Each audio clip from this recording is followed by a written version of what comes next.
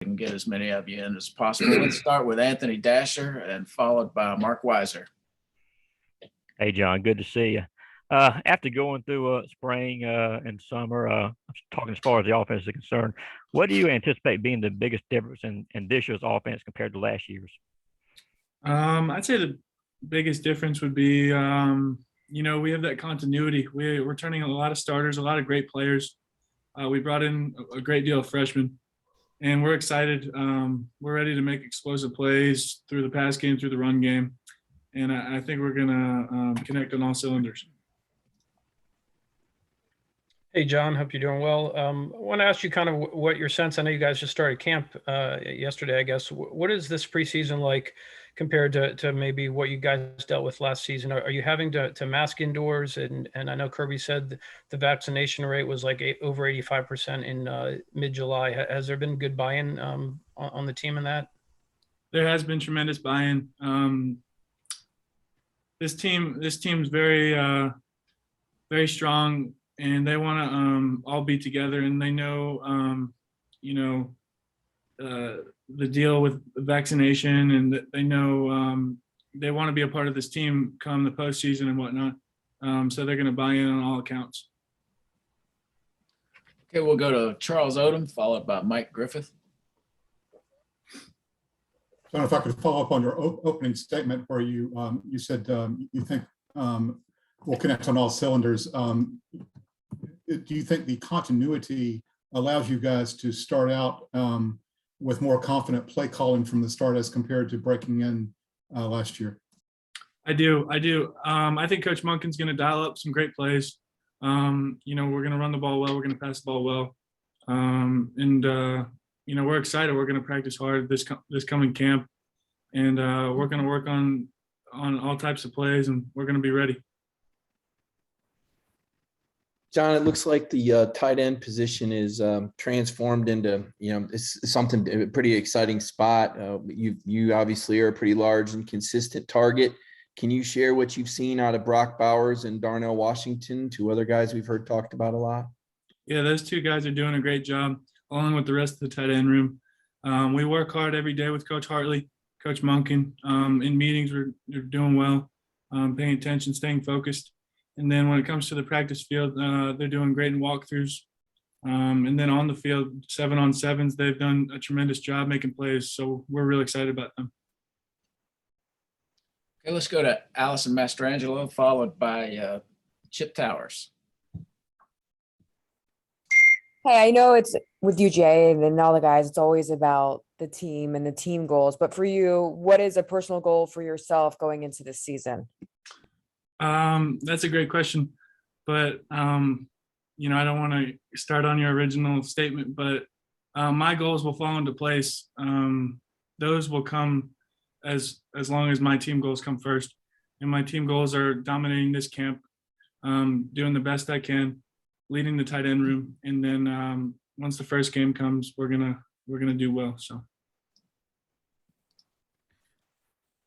Yeah, John, two questions real quick. It just made me think, does Reek Gilbert spend any time with the tight ends or in the tight end room, or has he so far? And then just looking at the first game, I mean, it's a huge game. Is that in any way serve as more motivation as you guys go through the summer, and get ready to start camp with the anticipation of knowing you got to be at mid-season form by the first game? I'm not really sure. We float so many players back and forth. All our positions are connected, and a lot of the times we're just with Coach Monken, so we're not individualized at all. And then as far as the first game, we're excited. We recognize the opponent, but at the same time, we're focused on the first day of fall practice today, and we're going to get after it. Okay, let's go to Seth Emerson, followed by David Pascal. Hey, John, whether Arik Gilbert's a tight end or wide receiver, he is seen as, he played tight end last year. There's a lot of excitement about him. Everyone always asks me about Darnell Washington. Do you kind of feel like the forgotten man sometimes as a tight end, considering how much you played and the impact you did have last year? No, I don't buy into all that. That doesn't affect me at all. I'm going to go out there, make my plays, do my thing and I know I can play.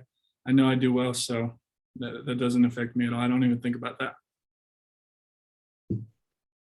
I know they play on the opposite side of the ball, but when you're talking about Kendrick and Smith, a couple of veteran DBs that came in from other programs, how have you seen them adjust to a new school, a new program, and do you see them just kind of taking off from the get-go? They've done a great job adjusting. I've gone against them a bunch in 7-on-7, and it's fun competing against them. They're great players, they're great teammates, and they bring a great deal of experience, and you can see that on the field. Okay, let's go to Jed May, followed by Connor Riley.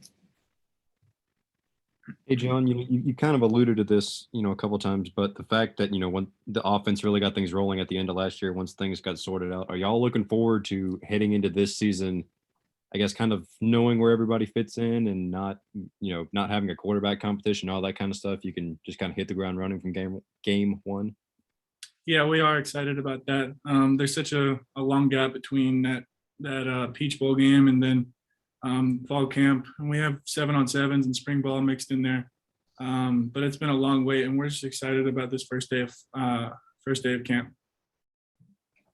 Hey, John, wanted to ask you what your initial impressions were of Arik Gilbert and how having an athlete like that can help you guys make those sort of explosive plays in the passing game. It's exciting having a great athlete in Eric, but he's among a huge group of wide receivers, tight ends. So we're excited about the whole team. Okay, let's go to Jake Rowe, followed by Dean Legge.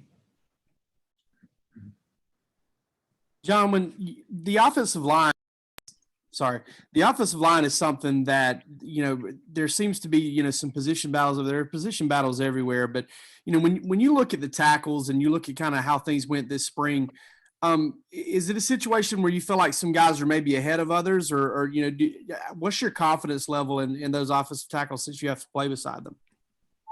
It's nice playing next to these offensive tackles because they're so big, they're so fast, they're so quick.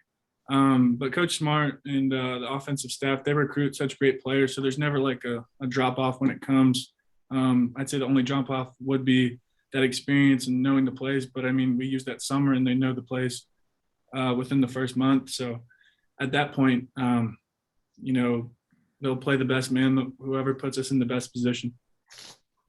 John, back to JT and the explosiveness and so forth.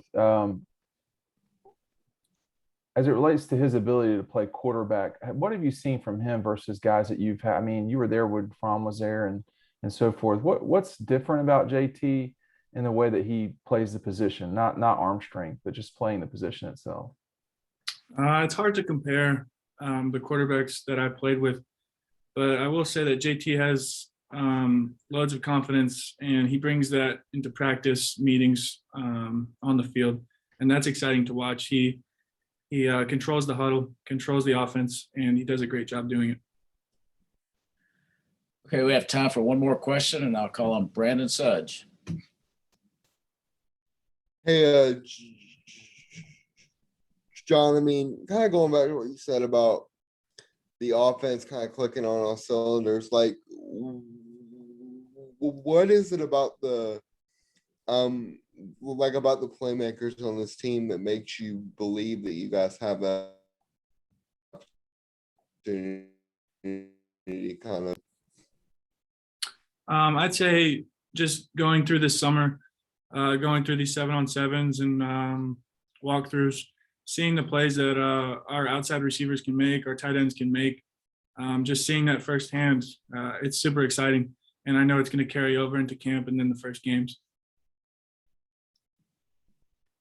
All right, John, thank you for your time. Appreciate it. Thank you.